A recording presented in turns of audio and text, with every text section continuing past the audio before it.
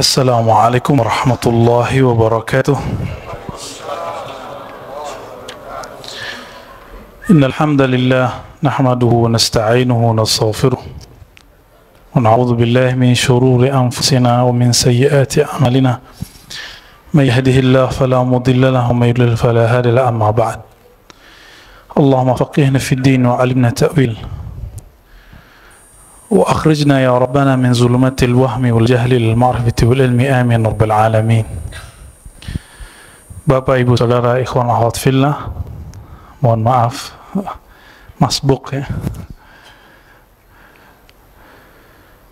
Kita masuk ke tokoh bernama Imam Abu Muhammad Abdullah bin Muhammad Al-Murta'ish.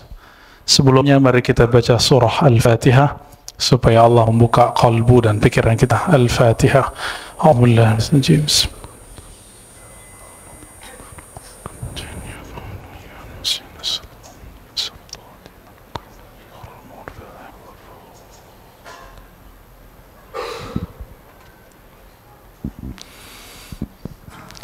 Imam Abu Muhammad Al-Murta'ish ini imam yang pernah berguru kepada beberapa syekh yang semasa dengan Imam Junaid Al-Baghdadi, Sayyidut Ta'ifah. Di antara gurunya namanya Abu Hafs Al-Haddad. Ada juga Abu Uthman Al-Haddad. Jadi dari dulu sudah ada yang disebut Al-Haddad. Tapi Al-Haddad di sini ada yang Haddad ahli besi, ada yang Haddad Sayyid, zuriyat Rasulullah sallallahu alaihi wasallam. Dan disebutkan bahwa laqiya Junaid wa sahibah. Dia pernah bertemu Imam Junaid, bahkan menjadi muridnya. Sahibah dalam bahasa Arab, sohbah artinya berguru. Bersohbah artinya berguru. Imam ini bukan orang Baghdad, bukan orang Saudi, dulu nggak ada Saudi ya. Bukan orang Mesir, tapi orang Persia dari kota Naisapur, satu kota dengan Imam Muslim. Imam Muslim namanya Muslim ibnul Hajjaj An-Naisaburi. Dan beliau juga bernama Abu Muhammad Al-Murta'ish An-Naisaburi.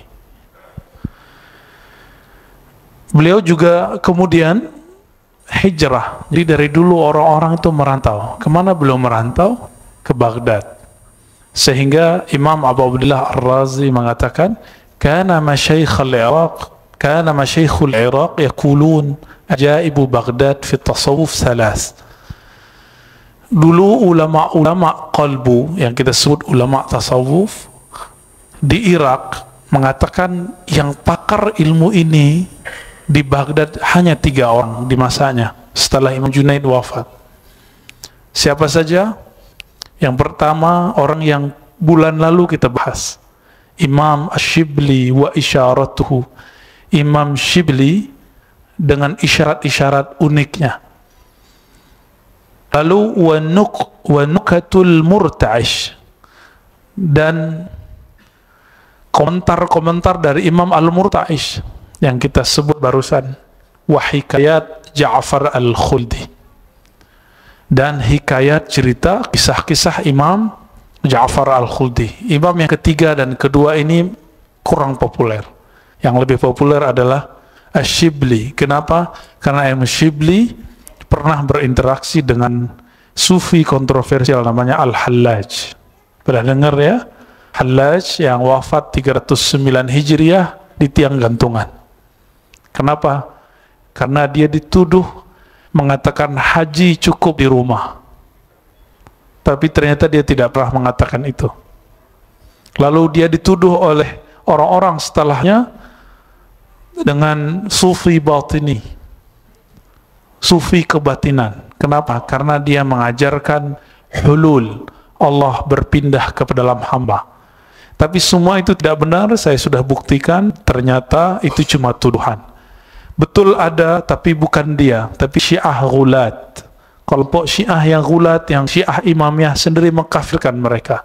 Apalagi kaum Sunni. Ya, kita ahlu sunnah wal jamaah tiada ada urusan hamba jadi Tuhan.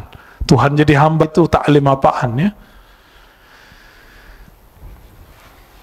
Beliau meninggal di Baghdad tahun 328 Hijriah, berarti 4 tahun setelah Imam Abul Hasan al-Asy'ari. Jadi ini zaman kegemilangan. Muncul Imam Aqidah Abul Hasan Asy'ari, Tahawi, Abu Mansur al-Maturidi. Juga muncul Imam Ibn Surayj dalam ilmu fiqih. Dalam ilmu qalbu muncullah Imam Shibli, Imam Ja'far al-Khuldi, kemudian Imam Abu Muhammad al-Murta'ish. Apa petuah-petuah beliau? Di kitab matannya tidak disebutkan, tapi dalam hasyiah yang saya pegang disebutkan. Salah satu kalimat beliau yang betul-betul kena buat saya, nggak tahu kalau buat antum ya. Apa kata beliau? Sukunul qalbi ila ghairil maula ta'jilu aqubatin minallahi tabaraka ta'ala fid dunya. Ciri-ciri siksaan itu telah Allah takdimkan. Apa arti takdim? Kalau kita bilang jemaah takdim artinya apa? Dimajukan. Ciri-ciri jika siksaan uqubah, siksaan Allah Ta'ala, Allah majukan di dunia. Apa itu? Sukunul qalbi ila ghairil maula. Ketika qalbu ini bergantung, berkiblat bukan kepada Allah Ta'ala. Kalau seorang ustadz itu problemnya dua aja, kemiskinan sama popularitas. Kalau awam problemnya kejahilan dan hubbud dunya, cinta dunia. Kalau anak-anak hatinya gantung ke mainan, maka mainannya pecah, teriaknya bukan main. Tapi tambah umur mainan berganti. Seumur kita ini, seumur bapak ini mainannya apa? Rumah, mobil, handphone, smartphone, apalagi semuanya. Bahkan tidak jarang kita yang mempermainkan kalbu kita sendiri. Ini kita, saya dan kita semua. Maka rasakan ketidaknyamanan jika kalbu ini bergantung bukan kepada Allah. Coba rasakan, sholat kalau kalbunya nggak berkiblat kepada Allah, tersiksanya kaki ini bukan main. Imam kok panjang sekali. Benar nggak? Itu siksaan yang Allah majukan. Semoga siksaan itu menggugurkan dosa-dosa kita. Tuh, terhibur lagi. Padahal ini bukan untuk menghibur nih Pak. Ini kalimat. Ternyata kita semua kena. Alimkah dia kena? Muta'alim, orang yang belajarkah dia kena? Jahil dia kena? Yang tahu dia kena? Kena semua. Apalagi orang yang belajar kitab ini seperti kami, itu dosanya lebih gede. Oleh karena itu, ketika seorang ustadz, seorang dai, seorang ulama bukan berkiblat kepada Allah, apa yang terjadi? Muncullah satu sifat. Itu sifat warisannya bukan warisan Nabi SAW, tapi warisan iblis. Apa sifat pertama yang muncul dan itu menjadi penyakit? Namanya al-kibr, sombong. Sombong itu sederhana. Saya merasa lebih baik dari orang. Saya merasa tidak perlu menerima advice dari orang. Maka yang hadir hari ini, malam ini, insya Allah pertanda yang nomor 2-nya sudah hilang. Menolak advice dari orang, insya Allah itu sudah hilang. Tapi yang nomor pertama, ghamtun nas, merendahkan orang mungkin belum hilang. Hati-hati. Seorang yang bermanhaj dengan suatu aliran, meremehkan aliran lain. Yang bertorekot sufi dengan suatu torekot, merendahkan torekot yang lain. Yang bermazhab fikih dengan suatu aliran fikih, merendahkan fikih yang lain. Itu ghamtun nas. Kenapa itu tidak hilang cukup dengan takbir Allahu Akbar? Bukankah Allahu Akbar itu tiada lagi manhaj, tiada lagi mazhab, tiada lagi sunnah, tiada lagi bid'ah, tiada lagi saya, tiada lagi kita, yang ada hanya Dia, Allahu Akbar. Betul, secara fisik kita ada, tapi adanya kita diadakan oleh Dia. Maka wujud ini berutang kepada wujudnya. Bapak saudara makan Allah. Nah, siapa saja yang kalbunya tidak tawajuh kepada Allah, tawajuh artinya menghadap, inni wajjahtu wajhiya lillah, aku hadapkan wajahku kepada Allah, fatir samawati wal ardh, pencipta langit dan bumi. Tidak usah jauh-jauh, langit itu roh kita, bumi itu tubuh kita, karena tubuh ini dari bumi. Tiada bumi, tiada tubuh ini. Maka kalau diartikan, aku hadapkan jiwaku, badanku, pikiranku kepada pencipta ini semua. Jadi nggak usah jauh-jauh mikirin bintang, mikirin planet, kegedean Pak. Tak kuat kita. Bumi pun kita belum bisa memikirkan semua. Pikirkan saja bagaimana ajaibnya tubuh ini. Oleh karena itu, dalam akidah Ahlussunnah, Imam Abdul Qahir Al-Baghdadi mengatakan, nggak usah jauh-jauh melihat alam. Alam semesta itu ada dalam diri kita. Apa kata beliau dalam kitab Usuluddin? Al-insan alamun saghir. Manusia itu adalah miniatur alam semesta. Semua sistem alam adalah tubuh manusia. Ada di tubuh ini. Maka sebenarnya inti dari dunia ini manusia itu. Maka Nabi SAW mengatakan, jika tiada lagi yang mengatakan Allah, Allah, itu taqumus sa'ah, maka akan berdiri, terjadi hari kiamat. La taqumus sa'ah hatta la yuqal fil ardi ya Allah Allah. Tidak terjadi kiamat sampai tidak ada lagi yang membaca Allah Allah. Makanya jangan salahkan, tolong jangan salahkan jika ada beberapa ahli zikir, zikirnya Allah Allah. Dia telah membantu kita. Dia telah membantu kita untuk menangguhkan kiamat. Maka Bapak Saudara makan Allah, betul, di dalam ilmu fikih ada ikhtilaf. Itu perdebatan fikih. Dalam ilmu zikir tidak ada ikhtilaf mengenai ini. Seperti ikhtilafnya ahli fikih mengenai sholat raghaib bulan Rajab. Biasanya dilakukan di malam Jumat pertama. Ahli fikih debat panjang, tapi ahli tasawuf nggak debat. Syekh Abdul Qadir Jalani salat raghaib. Imam Abu Hamid Al-Ghazali salat. Imam Abu Talib Al-Maki salat. Imam Ibnu Salah Al-Hadis membela itu semua, tapi muridnya dan murid dari muridnya seperti Imam Nawawi itu menolak. Biasa ahli fikih.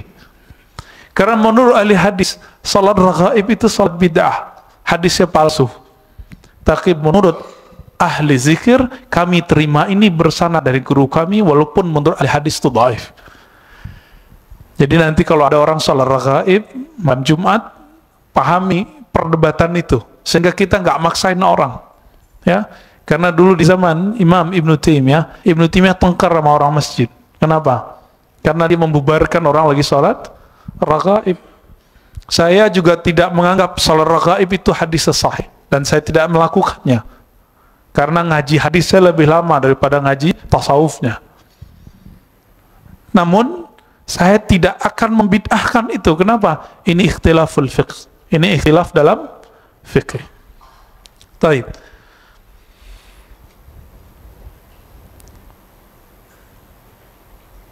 Suatu kali datang seseorang kepada beliau bertanya mengenai apakah amal paling tinggi. Ya rajulun al-Murta'ish. Datang seseorang kepada Imam Murta'ish An-Naisaburi. Apa kata beliau? Kata orang ini, ayul a'mal afdal. Wahai tuan guru al-Murta'ish, apakah amal paling mulia? Kira-kira kalau kita jawabnya apa? Pasti macam-macam nih, ya, pasti macam-macam. Dan orang menjawab kadang-kadang sesuai makomnya, kadang-kadang sesuai makom yang nanya. Lalu beliau menjawab, ini makomnya beliau. Amal yang paling tinggi yang ia lakukan adalah ru'yatu fadlillah, melihat semua kurnia di dunia ini, anugerah di dunia ini bersumber dari Allah Ta'ala. Nggak usah jauh-jauh. Satu helai rambut pun kita tidak sanggup menumbuhkannya. Siapa yang menumbuhkan? Allah. Coba lihat, manusia telah mampu buat pesawat, buat roket, bisa tembus, bahkan katanya sampai ke bulan. Wallahu alam benar apa tidak, ya. Tapi tidak satu pun mampu menumbuhkan satu rambut dalam tubuh. Ada yang bisa? Tidak satu pun ilmu yang sanggup menumbuhkan kuku. Gigi kalau sudah patah kedua kalinya, bisa nggak? Ada nggak alat untuk menumbuhkannya lagi? Wallahu a'lam, belum ketemu. Benar nggak? Saya ini, Bapak semua ini, ketika umur telah lewat 40 tahun, 50 tahun, sanggup nggak menahan keriput? Nggak sanggup. Artinya apa? Kita semua tidak sanggup menahan tuanya tubuh ini. Jadi tubuh ini tua. Tapi ingat, roh kita tidak pernah tua. Roh saya dan roh Pak Albani, Pak Bambang ini sama. Seumuran, Pak. Tapi tunggu dulu. Siapa yang kuat latihan kolbunya? Pak Mirwan juga. Siapa yang kuat latihan kolbunya, maka dia lebih tua dari yang lainnya. Itulah yang disebut Syekh Mursyid. Syekh Mursyid. Jadi Syekh Mursyid itu bukan yang dapat ijazah sehelai dua helai. Itu nggak ada nilainya. Syekh Mursyid itu siapa yang kolbunya lebih lama terdidik, lebih dewasa dari yang lainnya. Itulah kolbu Rasulullah SAW. Inilah yang dimaksud al-ulama warasatul anbiya. Ulama itu pewaris kedewasaan kolbu Nabi. Karena Nabi tidak bisa baca kitab. Ini kitab ini, bukan ini ilmu Nabi. Kalau tidak adalah nur qalbu Rasulullah mengalir kepada ulama, maka buku ini tidak ada. Ya, coba baca buku ini sendiri, rasanya beda. Nggak ada efek-efek seperti ini. Nggak ada getar-getar seperti ngaji kita. Nggak ada. Ya. Beliau ditanya mengenai apa itu pokok tauhid. Nah, ini kita dengar. Ulama qalbu berbicara tauhid. Apa kata beliau? Usulut tauhid salasa. Pokok dari tauhid itu 3. Apa arti tauhid? Dari kata wahada yuwahhidu tauhidan. Apa arti wahada yuwahhidu? Usaha mengesahkan Allah Ta'ala. Usaha untuk membuang selain Allah dari kalbu. Itu disebut tauhid. Orang yang sampai di makom itu disebut makomnya makom tajrid. Tajrid kalbu, membuang selain Allah dari kalbu.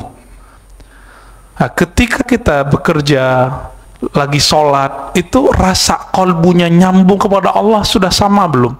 Kalau belum disebut tajrid.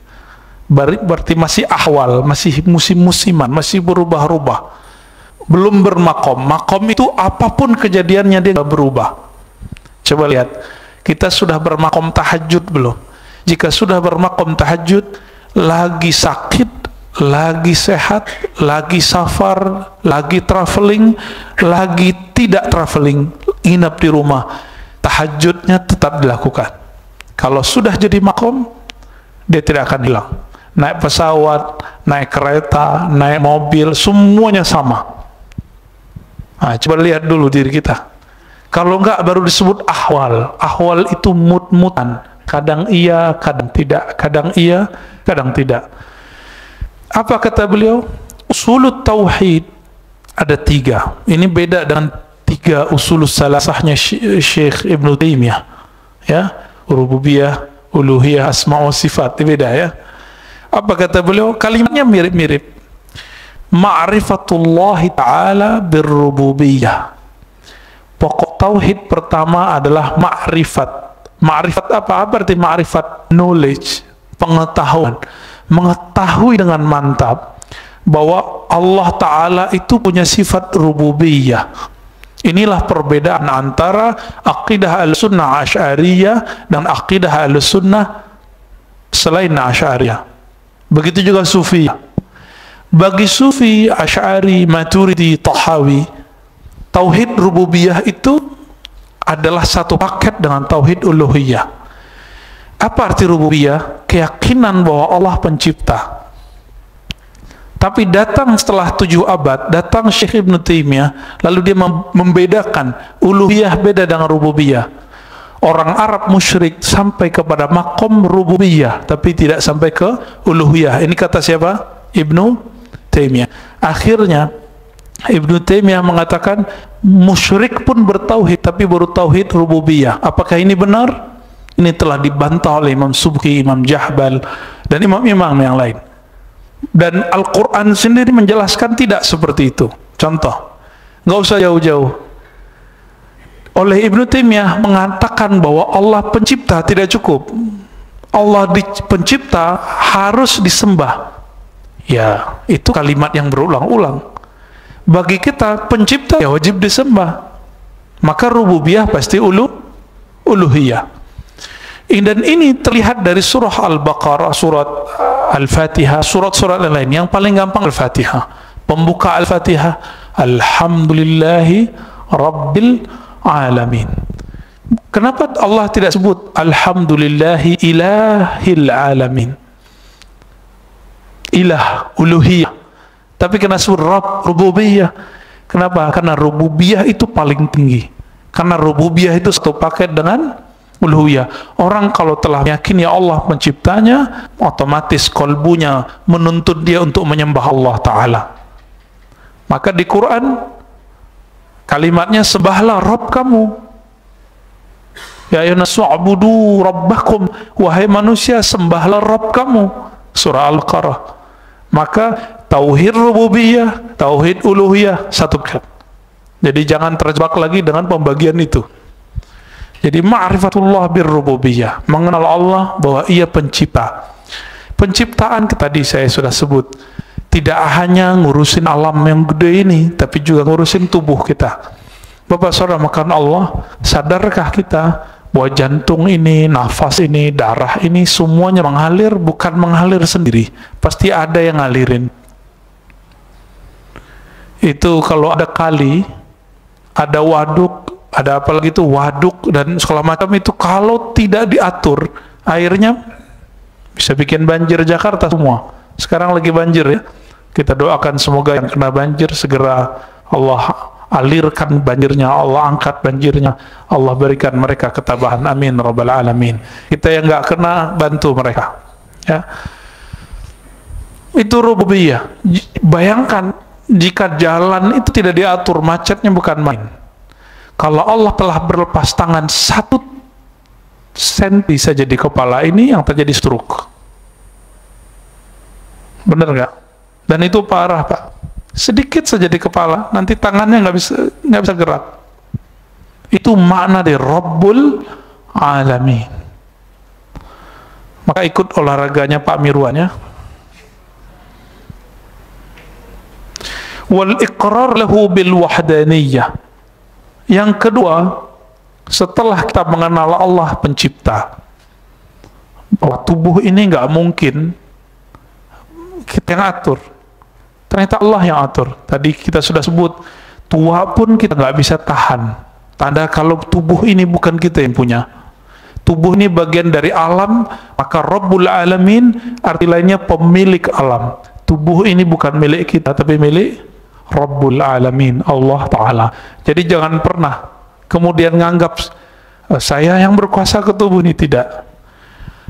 Yang kedua, apa kata beliau? Tauhid itu adalah ikrar bil wahdaniyah, mengikrar. Udah bahasa Indonesia ya? Mengucapkan penetapan, pengakuan bahwa dia Maha Esa. Inilah inti dari surah Qul Huwallahu Ahad. Qul huwallahu ahad. Katakanlah hai Muhammad, dia itu Esa. Saya sudah pernah syarah dan tafsirkan ini. Qul, katakan hai Muhammad sallallahu alaihi wasallam. Dalam bahasa Arab biasanya nama yang zahir, nama yang populer itu ditaruh di depan Allah. Tapi sekarang nama ganti, kata ganti ditaruh di depan huwa. Huwallahu ahad. Seharusnya gimana? Allah huwa ahad bisa, atau Allah ahad cukup. Seperti saya bilang, Pak Bambang orang soleh, bukan dia Bambang. Nah itu bahasa Melayu lama itu, karena menerjemahkan bahasa Arab. Tapi Bambang gitu namanya dulu, baru disebut, setelah titik baru kita sebut dia. Coba lihat di ayat kedua, Allah sebut Allah itu mewakili si huwa. Oleh karena itu, huwa min asma'illahil husna. Huwa salah satu asma'ul husna. Dan ini telah diisbat dan diittifaqkan oleh ulama-ulama ahlu sunnah. Imam Abdul Qahir, Imam Syahrastani, Imam Ghazali, Imam Fakhruddin Ar-Razi, semua imam-imam ahlu sunnah mengatakan itu asma'ullah. Katakanlah dia itu Allah. Apa arti huwa selain dia? Saya kalau sebut kamu, Anda, orangnya di depan terlihat oleh mata fisik. Tapi kalau sebut dia, maka dia tidak bisa dicapai oleh mata fisik. Ini makna la tudrikuhul absar. Jadi huwa itu yang tertulis di Quran, dialah yang tidak dapat dicapai oleh mata fisik. Itu maknanya. Maka menyebut Allah, Allah artinya apapun yang tergambar dalam pikiranku itu bukanlah Allah. Karena nanti kalau buka YouTube, beberapa ahli zikirnya Allah, Allah, itu bukan berarti dia lagi ngusir nyamuk itu Pak, atau ngusir anjing, bukan ya. Hus bukan itu. Kenapa Karena itu huwa, jika dia diwakafkan dia menjadi jadi itu boleh ya, tidak bid'ah. Nah ini kita sering-sering ulang, karena kebanyakan orang hari ini kalau dia nggak tahu, dia anggap tidak tahunya tidak ada. Namun saya jarang zikir begitu. Saya lebih senang zikir la ilaha illallah ta'ala Allah Allahus samad Allahus samad ya latif ya latif. Saya lebih suka zikir begitu. Dan yang ketiga, usul tauhid, pokok tauhid adalah nafyul andadi anhu jumlatan. Menegasikan, menolak tandingan-tandingan dari Allah Ta'ala jumlatan, secara total. Maksudnya sederhana, ketika kita sholat, apapun yang terbayang buang dengan kalimah Allahu Akbar. Selama masih terbersit yang lain selain Allah dalam zikir kita, dalam sholat kita, dalam baca Quran kita, ini belum tauhidnya, masih teori. Jadi beliau sedang berbicara tauhid praktis, bukan tauhid teori ya. Dan beliau juga ditanya setelah melihat keutamaan anugerah Allah, apalagi amalan yang paling afdal, lalu beliau mengatakan al-tasihul ubudiyah alal musyahadah. Amal paling tinggi itu adalah ketika kamu berusaha membersihkan, meluruskan ibadahmu bil musyahadah. Apa itu musyahadah? Berusaha merasa melihat Allah Ta'ala. Allah bisa dilihat? Tidak bisa dilihat dengan mata ini. Maka dia bisa dirasakan dengan basirah. Oleh karena itu perdebatan antara Sayyidatina Aisyah dan Sayyidina Ibnu Abbas itu selesai. Kata Ibnu Abbas, ra'a rabbahu, Nabi kita melihat Rabbnya. Kata Sayyidatuna Aisyah, enggak, dia enggak melihat. Maksud Ibnu Abbas biqalbi, Nabi melihat Allah dengan kalbunya. Sedangkan maksud Aisyah, tidak mungkin melihat Allah dengan basarnya, dengan matanya. Dan ini yang diwariskan oleh Nabi, Bapak Saudara makan Allah. Jadi inilah maksud sallu kama ra'aitumuni usolli. Salatlah kamu seakan-akan kamu melihat, salatlah kamu seperti kamu melihat aku salat. Bagaimana aku salat? Anta abudallah ka'annaka tarah. Engkau beribadah seakan-akan memandangnya. Kalau memandangnya, kita ngobrol dengannya, kita berbicara dengannya. Rasa ini diwariskan ke ulama yang ahli qalbu, dari ulama ahli qalbu yang bernama sahabat itu diwariskan ke tabi'in terus, maka wajib bersanad. Karena khusyuk pun bersanad. Nggak mungkin khusyuk itu didapat habis baca Sahih Bukhari. Baca 1000 kali Sahih Bukhari nggak dapat khusyuk, saya jamin. Baca Quran 1000 kali, kalau nggak berguru, aneh ini orang hari ini. Gak usah berguru, start langsung ke Quran dan Sunnah. Dia lupa, dia baca alif bata aja pakai guru. Bener gak? Masa ingin memahami makna alif bata gak pakai guru? Itu cerdas atau kurang cerdas? Itu kurang cerdas itu. Tapi yang kurang cerdas itu hari ini yang dianggap bermanhaj salaf. Gak usah ikut ulama, gak usah ikut ustadz. Itu hari ini. Ini yang kita kritik sebelumnya. Mungkin Bapak mohon maaf, ada yang sangat fans kepada Dr. Zakir Naik. Bukan dokter ya, Dr. Zakir Naik. Betul, kita salut, dia telah mengalahkan banyak orang yang ragu-ragu masalah kristologi. Tapi dia bukan mufti, ingat, dia bukan ahli fatwa. Dan dia pernah mengkafirkan banyak ulama dengan kata-kata bahwa tawassul itu syirik. Jadi kalau dia berprestasi, mengislamkan ribuan orang awam, tapi dia juga punya prestasi, apa? Telah mengkafirkan ulama yang bertawassul. Bahaya nggak tuh? Bahaya sekali. Maka jangan berlebihan menilai orang. Cukup katakan, Dr. Zakir Naik punya jasa dalam kristologi. Jangan lebih dari itu.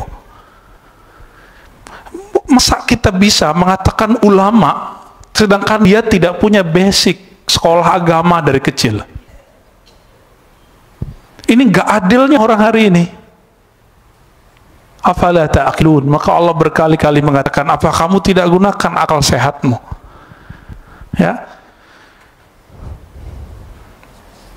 Yang kedua, kata beliau, amal yang sangat mulia adalah mulazamatul khidmah ala sunnah. Mulazamah, apa arti mulazamah?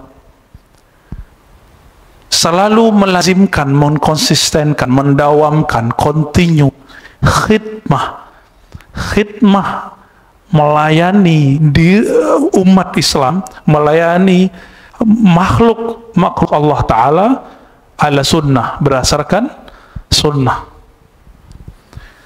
Ini kita lihat banyak di orang pesantren, ikhwah, sahabat kita jemaah tabligh. Tapi sayangnya, saya pernah dapat ketemu jemaah tabligh, kita habis ceramah, kita diceramahin. Setahu saya, ahbab tabligh itu punya adab. Kalau ustadz, guru, tuan guru, kiai, syekh, itu tidak boleh diceramahi di tashkil. Tapi saya kemudian merujuk diri, mungkin saya belum dianggap tuan guru, karena memang saya belum tuan guru. Ya sudah, akhirnya saya ngobrol dia, tapi pakai bahasa Arab saya ngobrol dia. Habis itu apa yang terjadi? Dia panggil teman-temannya semua, ayo kamu sini. Dia mau kepung saya untuk mentashkil. Apa yang terjadi setelah itu? Saya dibentak oleh salah satu preman di belakang yang baru tobat. Kamu nih sok alim. Saya datangin, Pak. Dia kira saya mau mukul dia, tangannya udah naik, tapi tangannya saya ambil, saya salamin. Habis itu kita bilang assalamualaikum, saya pergi. Setelah itu, mohon maaf, saya nggak mau lagi ngisi di situ. Kenapa? Untuk apa kita datang di tempat yang mereka tidak menghormati kitab yang saya bawa? Nggak usah hormati saya, hormati saja kitabnya. Maka pada ahbab tabligh, ana uhibbukum fillah, saya mencintai antum semua, dan saya pernah khuruj, dan saya punya sahabat-sahabat yang khuruj. Tapi yang lagi ngejos, hati-hati, adabmu dijaga. Karena al-ilmu ghayatuha al-adab. Ilmu ghayatuhu al-adab. Ilmu itu puncaknya adab. Kalau nggak punya adab, itu bukan orang alim. Ini yang disebut oleh Ali karamallahu wajhah. Apa kata beliau? La yakunul alimu aliman hatta ya'mal bi ilmi. Orang alim itu nggak disebut bermakom alim. Cukup dia disebut cendekiawan, tapi dia belum bermakom alim. Kenapa? Dia belum beramal. Maka orang yang disebut alim itu yang mengamalkan apa yang dia buat. Bapak saudara, karena Allah. Nah, ini terjadi, ya. Itu tadi jemaah tabligh yang sudah dididik loh. Bagaimana yang belum dididik? Datang jemaah awam ke rumah bilang apa? Ustaz, saya mau mendebat Ustaz. Saya tanya, jurusan kamu apa? Jurusannya umum. Mau debat kita? Ya, seharusnya bahasanya bukan begitu. Ustaz, saya mau nanya, kan gitu seharusnya. Hati-hati, adab yang sedikit itu loh. Tapi karena Allah Ta'ala mengatakan wa'arid anil jahilin, berpalinglah dari orang jahil. Jadi kita nggak anggap itu, kita maafkan itu. Nanti kalau dia sudah ngerti, dia malu sendiri. Ya. Taib. Suatu kali Imam Al-Murta'ish ditanya mengenai keramat wali. Kita percaya keramat wali karena itu ada di Quran. Asif bin Barkhiyah, salah satu masih keluarga dari Nabi Sulaiman alaihissalam, itu anak, mungkin anak tantenya, kira-kira begitu, berarti sepupunya. Namanya Asif bin Barkhiyah. Itu bukan nabi, bukan rasul, tapi mampu memindahkan istana Bilqis dalam sekejap. Apa amalannya? Amalannya adalah Ismul A'zam, ya, nama Allah yang agung. Itu jadi wirid nafasnya, sehingga apapun yang dia pegang berkat, apa yang dikehendaki Allah tunaikan. Maka kita percaya kejadian-kejadian luar biasa itu. Tapi Imam Al-Murta'ish ditanya, kalau ada orang jalan, bisa jalan di atas air, melayang di udara, ditusuk, dibacok, nggak mati-mati, itu keren nggak sih? Gitu. Itu pertanyaan orang ini. Tajam kan nih? Ya, ini debus-debus kena semua nih ya. Faqala indi man makkanahu min mukhalafati hawa fahuwa azamu min al-mashyi 'ala al-ma'. Kata beliau, bagiku, kata Imam Murta'ish, orang yang Allah makamkan dia, Allah istiqamahkan dia dalam keadaan mampu mengalahkan, menyelisihi, melawan hawa nafsunya seumur hidupnya, itu lebih keren, lebih hebat, lebih dahsyat, lebih keramat, lebih sakti daripada orang yang berjalan di atas air. Maka batal semua pak keramat kita. Baru keluar ada yang bening dikit, maka sudah hilang keramatnya. Itu saya ya, bukan bapak ya. Benar nggak? Ada aib orang dikit, lidah ini nggak tahan untuk ngomongnya. Itu juga saya ya, bukan bapak juga ya. Telinga ini dengar suara musik dikit, langsung mau dengerin. Padahal ada kitabullah yang lebih indah. Kira-kira seperti itu. Maka keramat kita batal semua. Kenapa batal semua? Karena keramat yang tertinggi adalah al-istiqamah ala mukhalafatil hawa. Istiqamah, keteguhan dalam menyalahi hawa nafsu. Salah satu hawa nafsu orang yang baru hijrah, baru ngaji adalah tidak suka berdebat. Kalau mampu tidak suka berdebat, nanti akan cepat proses hijrahnya. Tapi kalau suka debat, orang-orang yang suka debat itu akan punya satu penyakit kolbu, namanya qaswah. Kolbunya keras. Kerasnya lebih keras dari batu. Maka saksikan orang-orang yang keras hati ini. Jika ada ustadz yang tidak sepaham dia nggak mau datang. Jika ada orang yang tidak sepaham dengan dia nggak mau sapa. Lalu bawa-bawa agama, menyapa ahli bid'ah sama dengan bid'ah haram. Orang ini harus ditahzir. Bawa agama untuk kepentingan egonya. Apa bedanya dengan iblis? Iblis itu sadar bentar di masa Nabi Musa. Jadi dari Nabi Adam sampai Nabi Musa baru sadar dia. Jadi pernah sadar sekali, Pak. Apa kata iblis? Ya Musa, aku pikir-pikir, kayaknya aku pengen tobat. Ini kata iblis. Musa akan cerdas, Bani Israel. Apa kata Nabi Musa? Kamu mau tobat? Iya, tunjukin aku caranya. Sini aku bawa. No, di bagian sana itu ada kuburan kakekku Nabi Adam. Tolong sujud hormati dia. Merinding iblis. Apa kata iblis? Hei, Mus, nggak panggil Musa lagi ya. Dia hidup pun aku tidak mau sujud. Apalagi udah jadi tanah. Padahal Nabi tidak pernah dimakan oleh tanah. Begitu. Tambah keras, tambah keras, tambah keras. Nah, siapa yang punya karakter begitu? Dia bukan pewaris Nabi, bukan ulama pewaris Nabi, tapi ubaru, pewaris iblis. Maka coba hari ini latihan. Apa latihannya? Coba terima nasihat orang yang beda paham dengan kita. Coba sekarang dengarkan kritik orang yang membenci kita. Antum sanggup itu terbebas dari sifat iblisiyah. Maka indikasinya berikutnya, jika dia hujat, dia tidak sakit hati. Jika dia dipuji, dia tidak besar hati. Kalau sudah sampai begitu, orang ini sudah disebut wusul. Dia telah sampai ke makom yang tenang. La khaufun alaihim wa lahum yahzanun. Wa la yakhafuna lawmata laim. Enggak ada rasa takut, enggak ada rasa hirau, tidak takut terhadap hujatan orang-orang yang menghujat. Apalagi pujian orang yang memuji. Maka Bapak saudara makan Allah, jangan cari keramat itu. Keramat itu enggak penting. Keramat hakiki adalah istiqomah ala mukhalafatil hawa. Istiqomah untuk melawan hawa nafsu. Hari ini kita bisa ngomong begini, besok kita uji. Ya. Tidak hanya Bapak, saya juga saya diuji tiap hari, Bapak diuji tiap hari, kita diuji tiap hari. Sanggup atau tidak? Yang telah berlalu sudah. Yang telah berlalu, gak usah pikirkan lagi. Karena ciri-ciri orang diterima taubatnya, dia bisa move on, dia bisa lupakan masa lalunya. Katakan, ya Rabb, yang masa laluku, Engkau maha azim. Jika Engkau azim, pasti dosaku jadi kecil di matamu. Tapi masa depan, ini PR kita.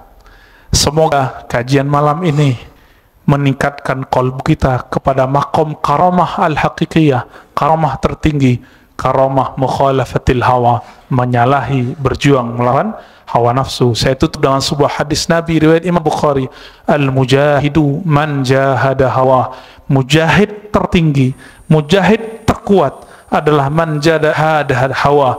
Man jahada hawa artinya yang berjuang melawan hawa nafsunya, bukan sekali, bukan dua kali, tapi berkali-kali, terjatuh bangkit lagi sampai mati. Itulah akhir dari perjuangan jihad kita. Wassallallahu ala nabiyina Muhammad, subhanakallahumma wa bihamdika, asyhadu an la ilaha illa anta, astaghfiruka wa atubu ilaik. Wassallallahu ala nabiyina Muhammad, walhamdulillah. Assalamualaikum warahmatullahi wabarakatuh.